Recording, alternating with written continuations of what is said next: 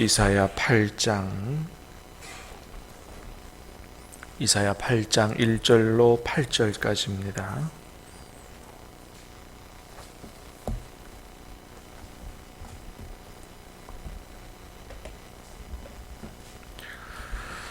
여호와께서 내게 이르시되 너는 큰 서판을 가지고 그 위에 통용 문자로 마헬살랄 하스바스라 쓰라.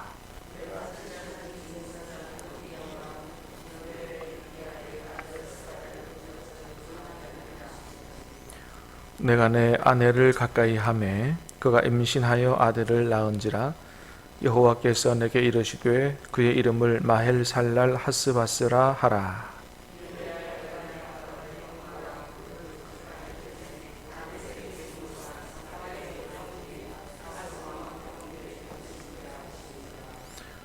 여호와께서 다시 내게 말씀하여 이르시되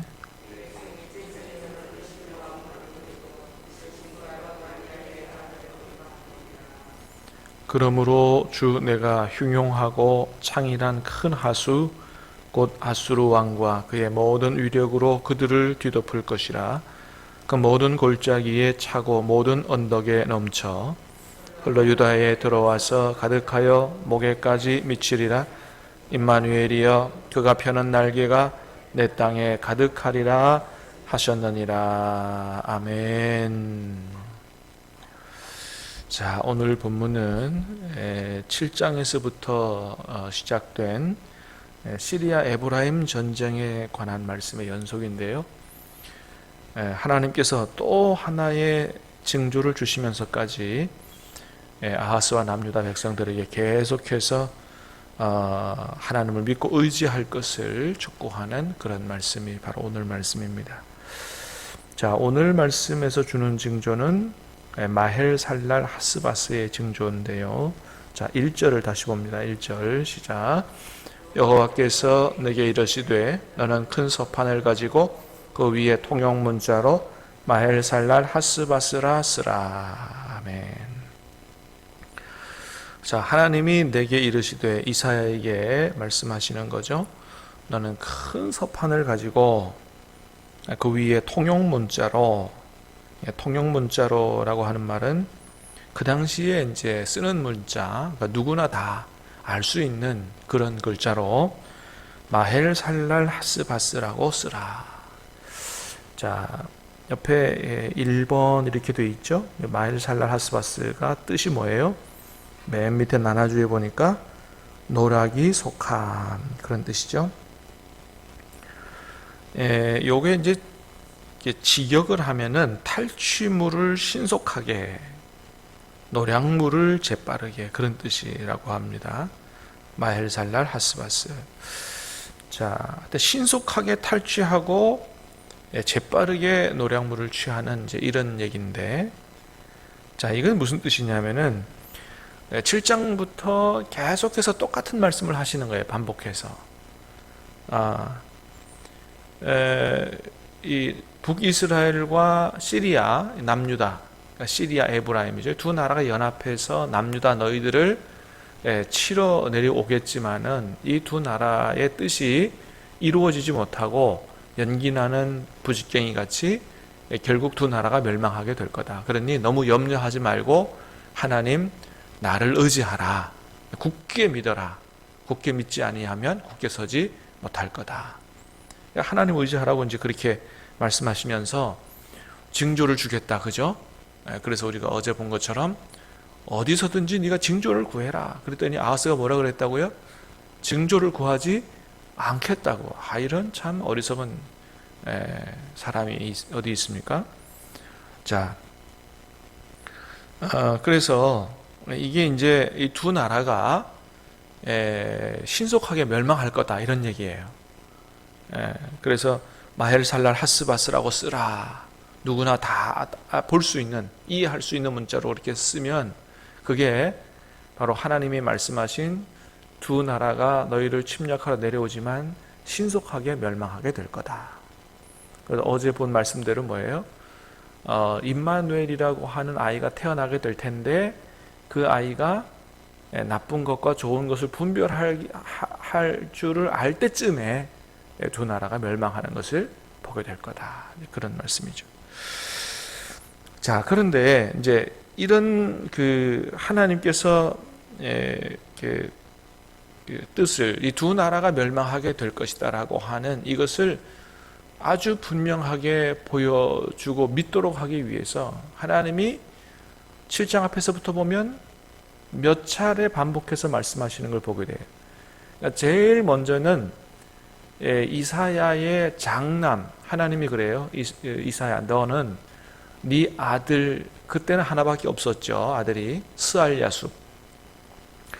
그 아들을 데리고 가서 아하스 왕을 만나라. 그렇게 말씀하세요. 자, 스알야숲을 데리고 가서 아하스를 만나라고 하는 이유가 뭐냐? 스알야숲의 뜻이 무슨 뜻이냐 하면 남은 자가 돌아오리라, 이런 뜻이에요. 그러니까 이게 무슨 뜻이냐 하면 그러면서 이제 두 나라가 너희를 치러 내려오지만 뜻을 이루지 못하고 멸망하게 될 거다. 시리아, 에브라임 두 나라가 뜻을 이루지 못하고 멸망하게 돼서 남은 자만 돌아가게 되리라. 이런 뜻입니다. 그래서 첫째 아들을 딱 보면 제 이름이 스알야숲이니까 남은 자만 돌아오게 되리라. 두 나라가 멸망하고 남은 자만 돌아가게 되리라. 이걸 깨달아 알도록 하나님이 첫째 아들을 데리고 가서 아하스 왕을 만나라. 그렇게 말씀하신 거거든요. 그리고 두 번째가 임마누엘의 징조예요. 자, 징조를 구하라 그랬더니 뭐라고요? 안 구한다. 그래서 하나님이 친히 징조를 주셨어요. 자, 앞으로 처녀가 잉태하여 아들을 낳을 텐데, 자, 그 처녀는 젊은 여자로 번역하는 게 이사야에서는 더 옳다 그랬죠. 히브리 알마는 처녀로 번역할 수도 있고 젊은 여자로 번역할 수도 있다 그랬어요. 자, 그래서 그 젊은 여자가 아이를 낳으면 임마누엘이라고 이름을 짓는 것을 보게 될 거다. 그러면 그게 하나님의 징조인 줄 알라는 거죠. 그 아이가 선악을 분별할 때쯤 되면 몇 년이 지나지 않아서 곧 두 나라가 멸망하는 것을 보게 될 거다. 자, 그 다음에 세 번째 주시는 징조가 뭐라고요? 오늘 본문의 징조예요. 큰 서판을 가지고 뭐라고요? 마헬살랄 하스바스라고 쓰라. 그래서 신속하게 멸망하게 되는 것을 보게 될 거다. 그리고 또 네 번째 하나님이 그와 관련된 말씀을 주시죠. 2절입니다. 2절 시작.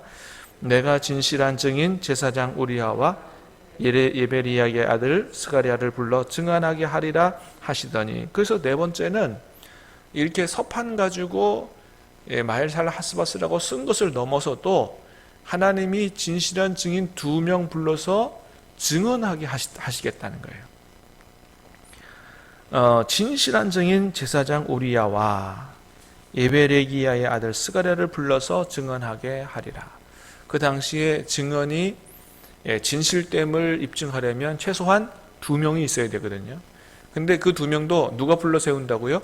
하나님이 불러 세운다 이거예요. 그러니까 이들이 말하는 것이 진실된 이야기다. 그래서 하나님께서 그 얘기를 또 하시는 거죠. 네 번째입니다. 자, 그 다음에 3절에 보니까 다섯 번째 또 하세요. 자 3절 시작. 내가 내 아내를 가까이 하매 그가 임신하여 아들을 낳은지라 여호와께서 내게 이르시되 그의 이름을 마헬살랄 하스바스라 하라. 자, 그래서 이제 둘째 아이를 낳게 됐는데 하나님께서 그 둘째 아이 이름을 뭐라고 지으라 그랬다고요? 마헬살랄 하스바스라고 하라. 그러니까 큰 서판 가지고 쓴 것도 모자라서 이사야가 둘째 아들 낳았는데 그 아이 이름조차도 뭐예요? 마헬살랄 하스바스라고 쓰라 말이죠.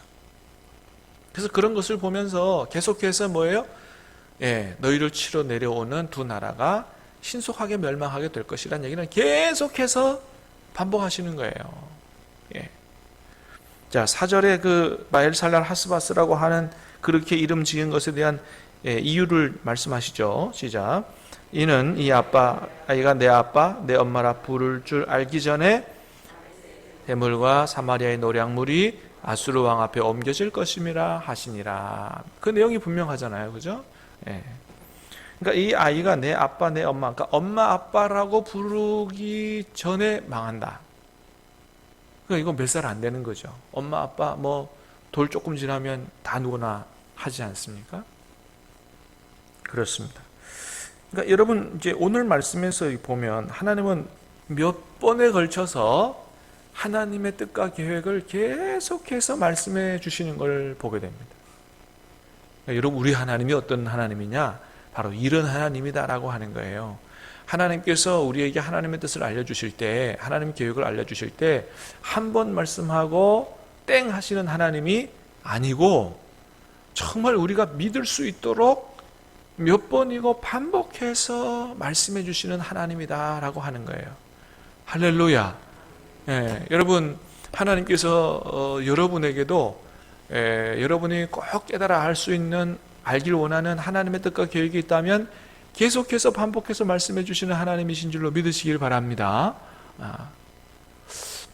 그 하나님이 저에게도 그렇게 하셨어요.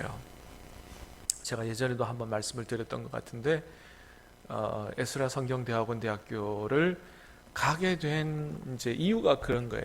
제가 큐티하면서 말씀 묵상하는데 처음에 창세기 12장 1절에서 4절 하나님이 아브라함을 부르는 그 말씀이 내게 마음에 와서 닿았어요.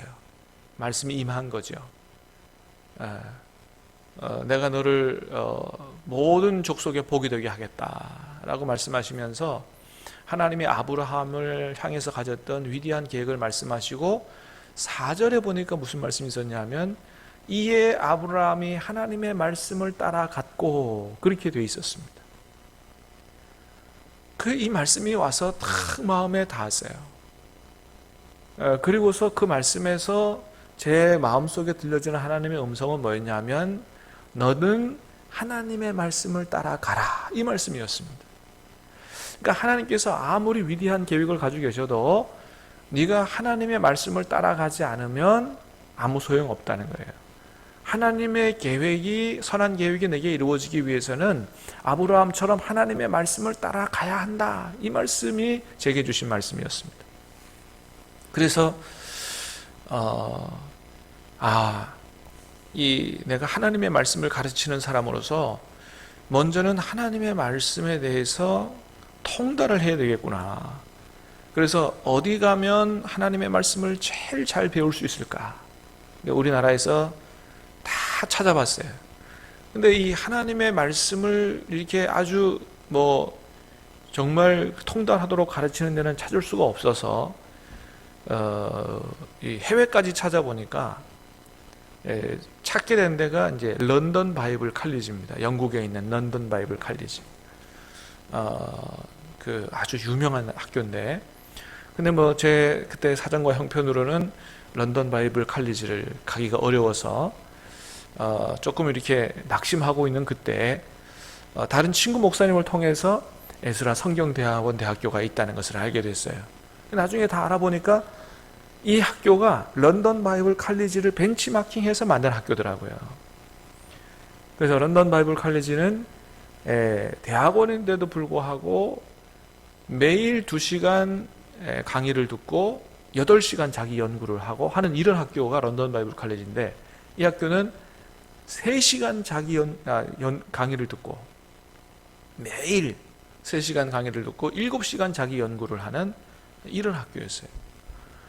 그래서 이 학교를 알아보니까 너무 좋은 학교고 1년 동안은 2년 과정인데 1년 동안은 무조건 모든 걸 내려놓고 기수에 들어가서 시키는 대로 해야 되는 거예요. 거기서 하루에 최소한 10시간을 성경을 봐야만 되는, 그리고 매일 페이퍼를 내야 되는. 그래서 이제 그 학교를 가겠다고 마음을 먹고 하는데, 그게 모든 이 사역을 내려놓고 간다는 게 이게 쉬운 일이 아니에요. 그래서 1년을 못 갔습니다. 근데 1년을 못 갔는데 이 12장, 창세기 12장 4절, 이에 아브라함이 말씀을 쫓아갔고 라고 하는 말씀이 내 귀에서 떠나질 않는 것입니다.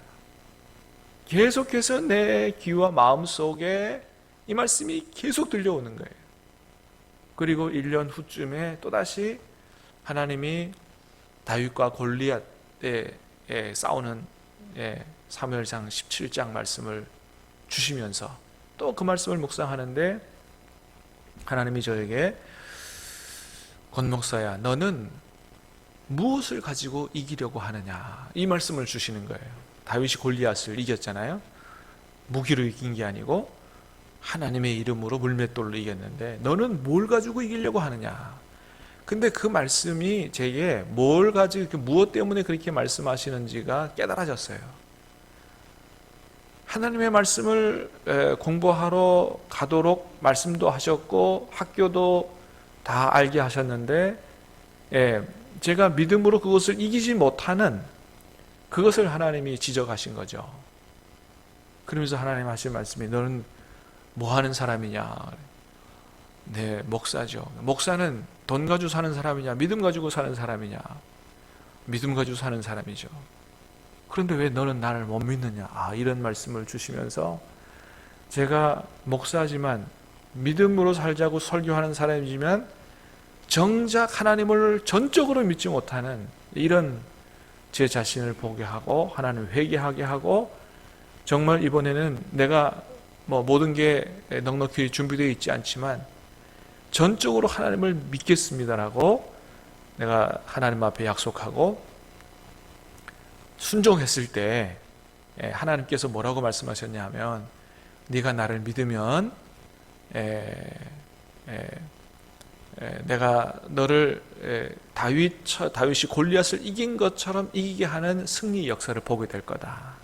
그런 감동을 마음속에 주셨습니다. 그래서 하나님께서 그러면 내가 이거 사표 쓰고 가면 이 사택도 나가야 되고 그렇게 하는데 집을 얻을 수 있는 이렇게 돈을 하나님 누구를 통해서 빌려주실라나, 이런 생각을 했어요.